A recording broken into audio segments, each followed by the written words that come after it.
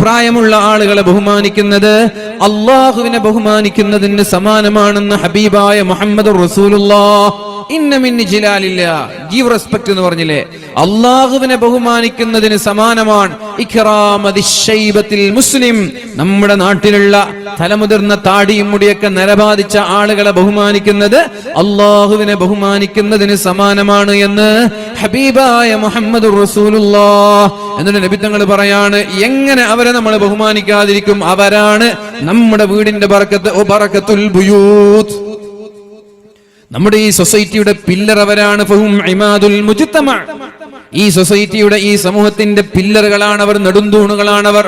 വബറകത്തുൽ ബുയൂത്ത്, ഓരോ വീടിന്റെയും ബറക്കത്ത് ആ വീട്ടിലുള്ള വയസ്സായ ഉമ്മയും ആ വീട്ടിലെ രോഗിയായി ബെഡ്രിഡനായി കിടക്കുന്ന പിതാവുമാണ്. എന്നിട്ട് നബി തങ്ങൾ പറയുന്നു, അൽ ബറകത്തു മഅകാബിരിഹിം, ഓരോ വീടിന്റെയും ബറക്കത്ത് എന്ന് പറയുന്നത് അവിടെയുള്ള ഏറ്റവും പ്രായമുള്ള ആളുകളിലാണ് ഉണ്ടാവുക. ഒരു നാട്ടിലെ ബറക്കത്ത് എന്ന് പറയുന്നത് ഈ നാട്ടിലുള്ള മുതിർന്ന തലനരച്ച കാരണവന്മാരിലാണ് ഉണ്ടാവുക.